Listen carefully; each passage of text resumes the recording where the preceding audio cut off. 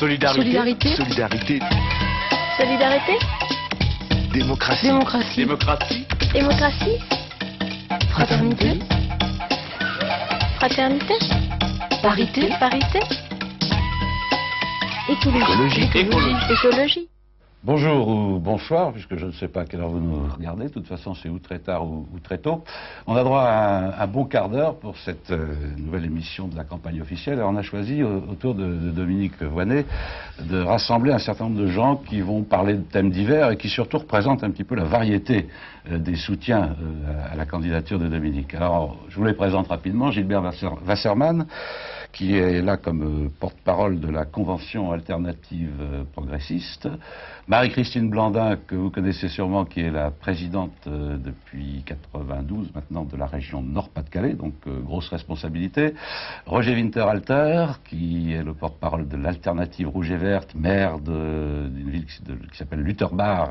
Monsieur Pietrasanta, Yves Pietrasanta, qui lui est maire aussi d'une ville qui s'appelle Metz et qui est conseiller régional dans le Languedoc. Ça vous montre un peu la diversité de ses soutiens et aussi les responsabilités qu'ont les gens autour de Dominique, qui ne sont pas simplement des militants de terrain, mais qui sont aussi engagés à des postes institutionnels. Nous avons aussi Dominique Fragère, qui lui est maire adjoint plus spécialement chargé de la santé à Colombes et aussi conseiller régional d'Île-de-France. Et Marianne Isler-Béguin, que vous connaissez aussi, et qui est l'ancienne vice-présidente du Parlement européen et porte-parole des Verts. Voilà, alors chacun de vous va nous dire en quelques mots, nous parler un petit peu de son action sur le terrain, nous dire aussi pourquoi il a choisi de soutenir Dominique Voynet. Et on va commencer par la plus gradée. Tiens, Marie-Christine Blandin, comment ça se passe dans le Nord-Pas-de-Calais? Qu'est-ce que ça apporte à une grande région comme le Nord-Pas-de-Calais, une présidence différente de celle des partis traditionnels? Les différences, c'est le scrutin proportionnel qui a permis l'arrivée d'une écologiste, disons-le, minoritaire, et qui fait que chez nous, il n'y a pas une majorité de 51% qui opprime et qui coupe la parole et les moyens de la minorité de 49%, comme ça se passe dans beaucoup d'assemblées. Chez nous, le débat est roi. Et il n'y a plus d'intelligence dans la tête de 113 élus qui discutent, qui confrontent leurs idées, que dans la tête d'une majorité qui confisque le pouvoir. Alors, quand le débat est roi, c'est pas trop le bordel, comme on dit. Exactement. On est obligé de composer, on est obligé de partager, on est obligé d'amender les projets. Et comment, avec un débat aussi large, peut-on conserver l'écologie? Parce que le danger serait de prendre le plus petit commun dénominateur. Eh bien, en instaurant la démocratie participative, en informant les 4 millions d'habitants de nos projets, du réel, de nos impossibilités, de nos possibilités, en les associant au choix en amont, en corrigeant selon ce qu'ils nous renvoient.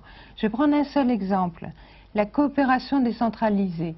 Région la plus pauvre de France, le plus grand nombre de chômeurs, région la plus jeune, est-ce bien raisonnable d'aller mettre de l'argent régional vers le tiers-monde?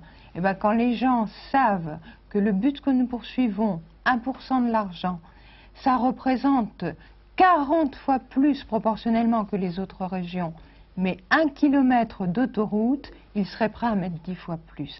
Et associer les gens à la décision, c'est la garantie de la démocratie, c'est la garantie de la compréhension.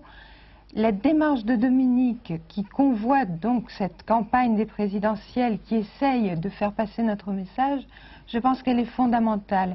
Elle montre qu'il n'y a pas de solution toute faite, les gens cherchent l'honnêteté, la volonté, et ils veulent discuter des solutions techniques. Vous n'avez pas trop de problèmes au moment des votes dans votre assemblée? Vous arrivez à vous en sortir, à voter le budget? Il y a des régions où on n'arrive pas à voter le budget. Il y a des régions dont les grands prêtres sont les tenants de la majorité absolue. Ben, eux, ils n'arrivent pas à voter leur budget. On arrive au délai de rigueur, ils n'ont pas de budget, ils n'ont pas réussi à dégager une majorité. Alors qu'avec notre proportionnel, notre système d'animation, notre recours à la population, eh ben ça marche. Les autres conseillers régionaux, là, vous confirmez cette vision des choses? L'arrivée des écologistes dans les conseils régionaux a apporté un sang neuf à la politique. Elle a dépoussiéré la façon de faire la politique traditionnelle. Et il faut voir le bilan des conseillers régionaux qui sont vraiment attachés à leur région. qui est très important Ouais. dans les diverses régions. C'est quelque chose de très innovant, je crois. Alors, et un maire maintenant, un maire alternatif, qu'est-ce que ça a de spécial? Qu'est-ce que ça fait de spécial sur le terrain? Comment ça gère sa ville? Je ne sais pas si c'est quelque chose de spécial. Bon, je suis. J'espère. Moi, j'étais né pendant la Deuxième Guerre mondiale. Hein, je crois que ça m'a beaucoup marqué parce que notre village a été sinistré presque à 100%. Et puis ensuite, j'ai l'habitude de dire que je suis un militant né de la guerre d'Algérie. On a pris ce qu'on appelle le pouvoir municipal en 77, et puis depuis ça dure. Hein.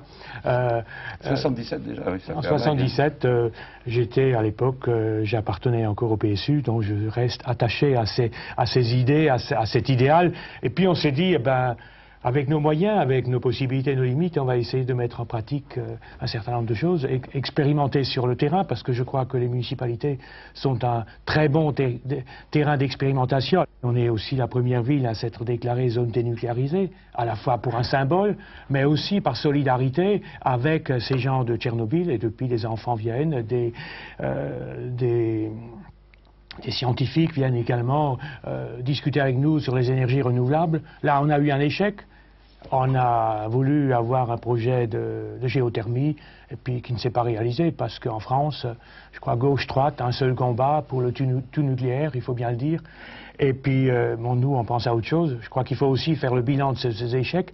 Mais parallèlement, on l'a aussi lié à ce que j'appelle, hier, je disais, il faut se donner la main. Aujourd'hui, on dit les solidarités. Solidarité avec les plus démunis. On fait toute une série de projets pour l'insertion sociale par l'économique. On a lancé, là, on a une association intermédiaire qui n'est rien d'autre qu'un bureau de placement à but non lucratif. On fait des chantiers professionnels pour des contrats emploi solidarité. On a des entreprises d'insertion, notamment la brasserie, parce que ça Ah oui, la brasserie. c'est l'Alsacienne qui cligne de l'œil. Et puis là, elle est fermée depuis 69, et on a relancé une brasserie artisanale qui embauche à la fois des gens qualifiés et des gens non qualifiés. Mais je crois que là aussi, on a compris nos limites, et ça ne suffit pas. Je crois qu'actuellement, dans la situation de chômage, je crois qu'il faut aller au-delà. Je pense qu'on parlera de la réduction du temps de travail. Bon, Dominique Fragère, les problèmes de santé, c'est votre domaine. Bon, il se trouve que c'est aussi une des spécialités de la campagne, Oui, tout à fait. Rappelons-le, est quand même médecin.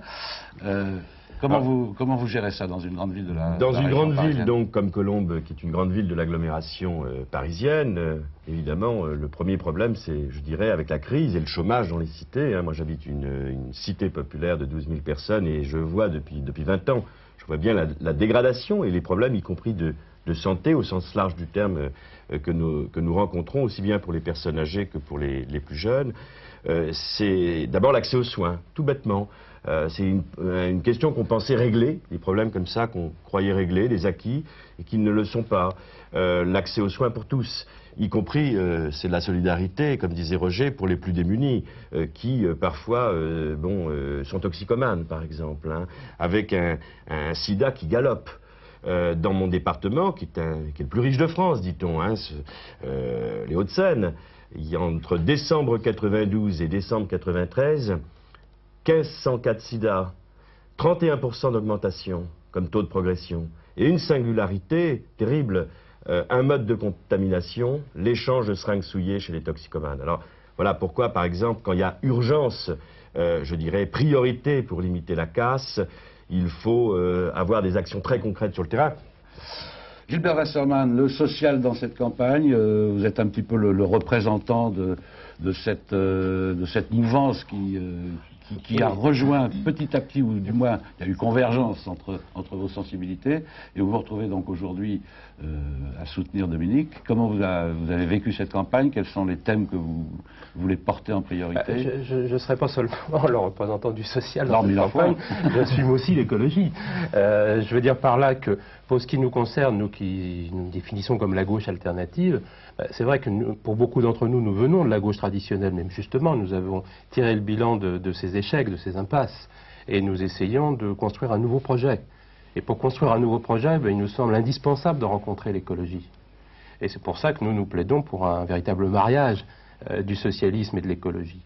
au fond, les logiques du productivisme exacerbé et les logiques de l'argent roi, de la recherche du profit maximum, c'est quand même au fond les mêmes logiques. C'est une idée qui avance, hein. C'était le titre d'un grand quotidien du soir hier. Si vous avez Oui, vu. justement, et nous sommes très contents que Dominique Voynet ait pu, tout au long de cette campagne, commencer à avancer ces idées-là, et je crois que c'est les idées de l'avenir, c'est les idées du rassemblement que nous avons à faire. Mais alors, est-ce que, Marianne Isler-Béga, est-ce que, justement, à contrario, on ne peut pas dire que cette campagne a un peu passé sous la table les vrais problèmes écologiques? Qu'est-ce qu'en pense la porte-parole des Verts, là, cette approche qu'on entend de temps en temps?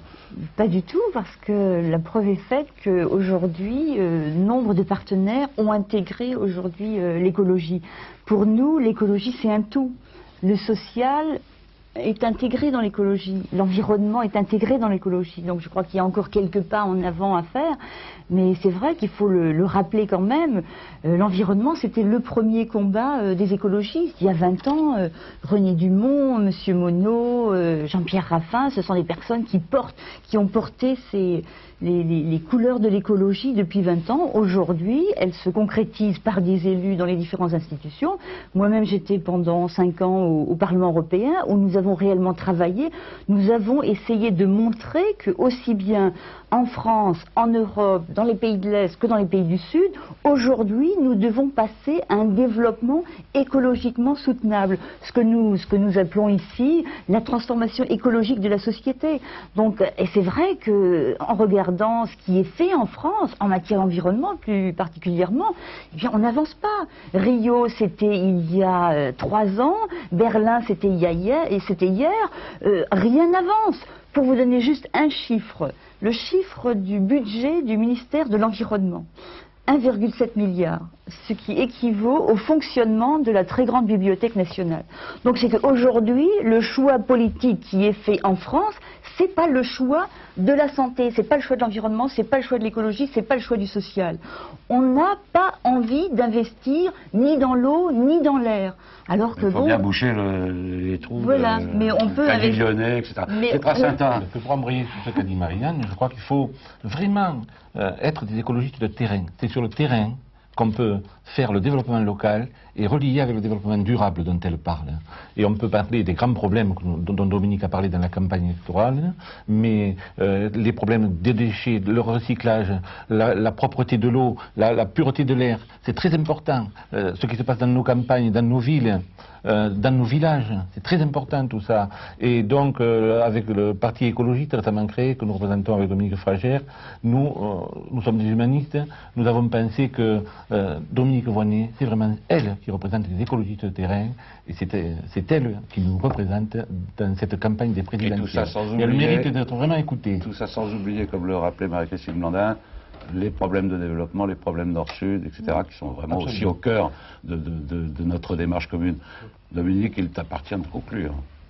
Oui, j'ai eu l'occasion tout au long de cette campagne de défendre avec beaucoup d'énergie et de conviction un projet politique pour entrer dans le XXIe siècle, un projet qui donne tout son sens à ce terme de développement soutenable que nous avons mis en avant, un projet qui insiste sur la nécessité de partager mieux les richesses, de diminuer le temps de travail, de penser des transports collectifs accessibles et confortables, d'abolir la dette des pays du tiers-monde et de mettre en place des circuits qui privilégient la coopération décentralisée et les relations directes entre les gens.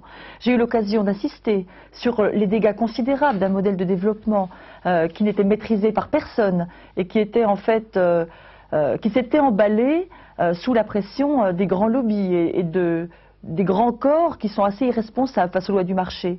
Mais je tenais, dans cette phase terminale de campagne, à être entourée ici des gens qui l'ont faite avec moi, cette campagne, et qui font vivre l'écologie et l'alternative tous les jours sur le terrain. Des gens qui sont des élus, qui prennent des responsabilités, qui expérimentent, qui innovent, qui créent, qui font le lien en permanence entre l'action au niveau local et la réflexion pour un nouveau projet de société qui marie l'écologie, le socialisme, la démocratie, et qui nous permettent finalement, à nous qui n'avons pas encore une très longue expérience de travail en commun, de dessiner ce qui pourrait être un grand mouvement pour rentrer dans le XXIe siècle en portant l'espoir des gens.